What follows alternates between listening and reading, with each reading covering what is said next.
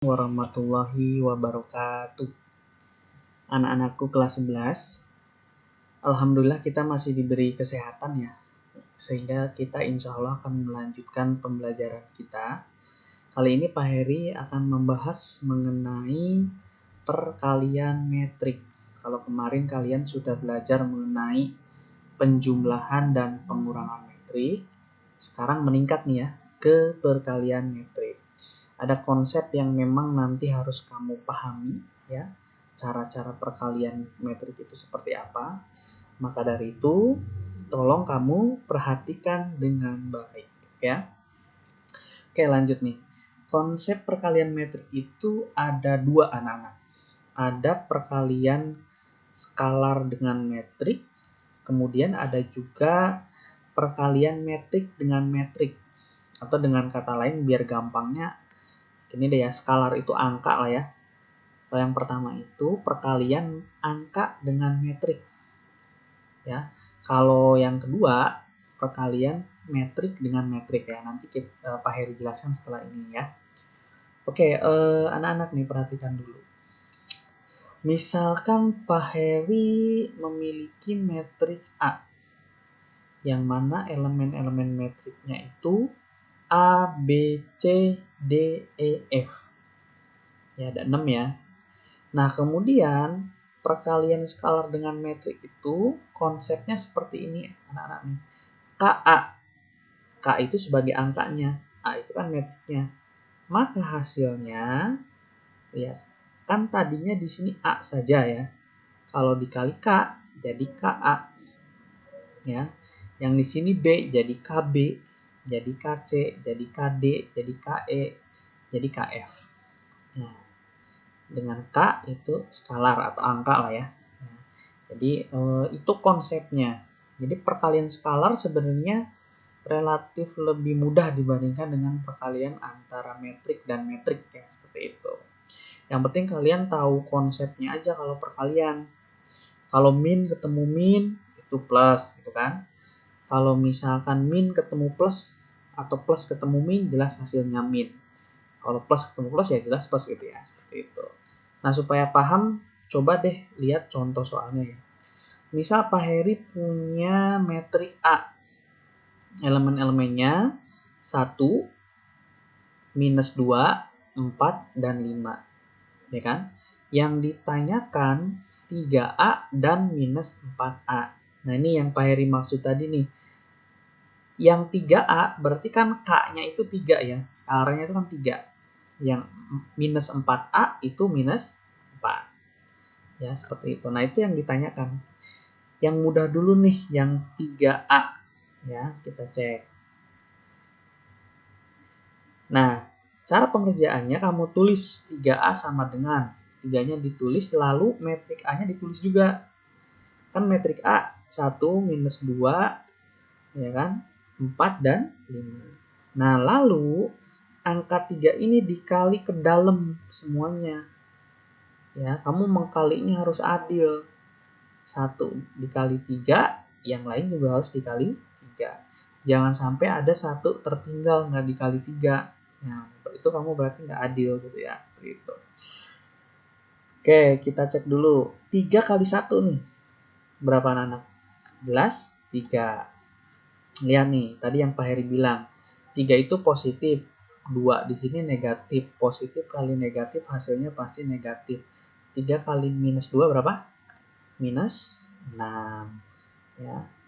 Oke. Lalu 3 kali 4. 12. 3 kali 5. 15. Oke ya, berarti gampang nih. Yang 3A sudah ketemu. Inilah hasilnya. Terus yang minus 4A gimana Pak? Sama. Ya. Ya, tadi Pak Heri bilang hati-hati dengan tanda minus dan plus gitu ya. Sama ya, biar tidak keder, kamu tulis aja nggak apa-apa, nggak masalah, banyak tulisan, yang penting kamu paham. Nanti kalau kamu udah pro baru nggak usah pakai tulisan-tulisan gitu, nggak apa-apa, langsung aja ketemu hasilnya gitu. Nah, di sini minus 4A, di sini minus 4, tulis lagi metriknya. Pertama, minus 4 kali 1 berapa? Minus 4 dong, ya kan? Nah, ini lihat nih, min kali min. Lihat, minus 4 dikali minus 2. Ya, berarti 8 plus atau positif gitu ya. Minus 4 kali 4 berarti minus 16. Oke ya, minus 4 dikali 5 berarti minus 20. Oke ya, perkalian skalar dengan metrik sampai saat ini paham ya? Sampai sini dulu deh ya. Takut kamu nanti pusing. Oke anak-anak, kita lanjutkan pembelajaran kita. Kalau tadi kalian sudah belajar perkalian antara skalar dengan metrik, sekarang kita belajar mengenai perkalian metrik dengan metrik. Nah, di sini ada beberapa hal yang memang harus kamu perhatikan ya, syarat-syaratnya supaya kamu benar-benar paham. Jadi, kalau perkalian metrik dengan metrik tidak serta-merta itu bisa. Ya, segala jenis metrik berordo. Misalkan berordo 2 kali 3 dikali dengan metrik berordo sekian kali sekian, itu tidak serta-merta bisa. Ada syaratnya nih anak-anaknya. Ya, kalian perhatikan kata-kata ini deh. Dua buah metrik A dan B dapat dikalikan jika banyak kolom metrik A sama dengan banyak baris metrik B. Jadi kalau metrik A banyak kolomnya 3, maka banyak baris di metrik B itu harus 3 juga. Itu syarat utama yang harus dipenuhi. Kalau berbeda, maka ibarat kata tidak matching atau tidak bisa dikalikan. Ya. Nah, misal nih, ada metrik A ordonya M kali N. Ya, Pak Heri udah pernah berbicara ataupun menjelaskan mengenai ordo. Ingat, ordo itu adalah baris kali kolom. Misalkan metrik A itu di sini ya, contoh nih, A 3 kali 2. Berarti di sini A itu barisnya ada 3, kolomnya ada 2. Ya. Kemudian misalkan metrik B ordonya N kali P. Ya kan? Nah, ini contoh nih. B 2 kali 1 berarti dia B itu barisnya 2, kolomnya 1. Ingat yang disebutkan pertama kali itu pasti baris. Baru kolom gitu ya, seperti itu. Nah, di sini M kali N, N kali P ya. Ini permisalan huruf lah ya, seperti itu. Nah, hasilnya C. Ya, jadi A kali B hasilnya C. Kamu cek di sini C. C kenapa M kali P? Karena dari A yang diambil barisnya nih anak. Ya, sedangkan dari B yang diambil adalah kolomnya. Ya kan?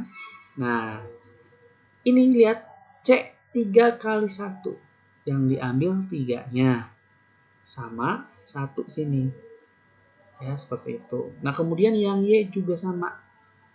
Ya kan? Y 2 kali 3 ordonya. X 2 kali 3 ordonya. Y 3 kali 3 ordonya. Ya, X kali Y sama dengan Z. Lalu Z ordonya berapa? 2 kali 3. Kenapa 2 kali 3? Dari X diambil 2-nya, barisnya. Dari Y diambil, diambil apanya?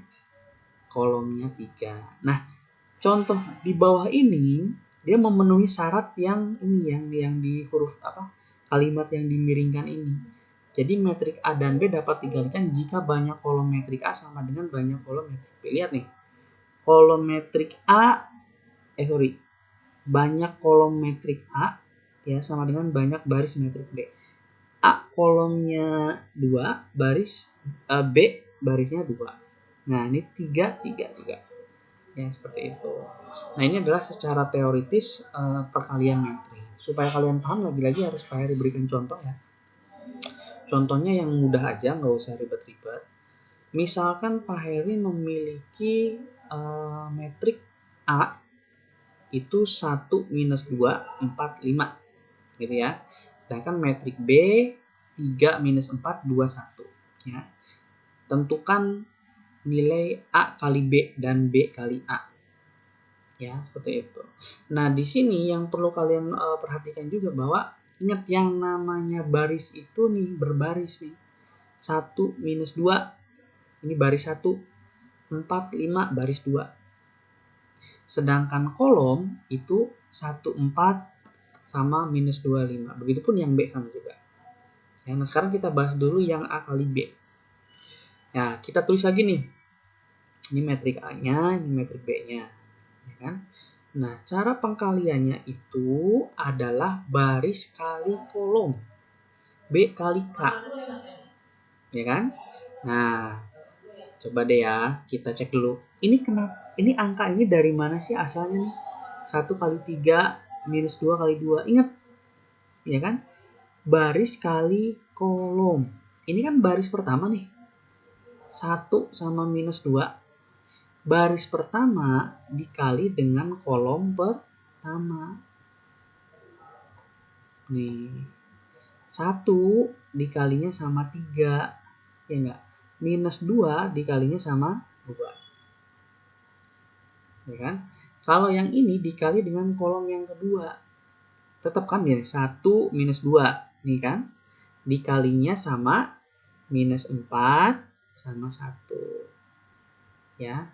Kemudian yang bawahnya juga sama.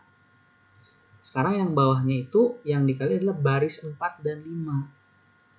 Ya kan? Nah, 4 dikali 3.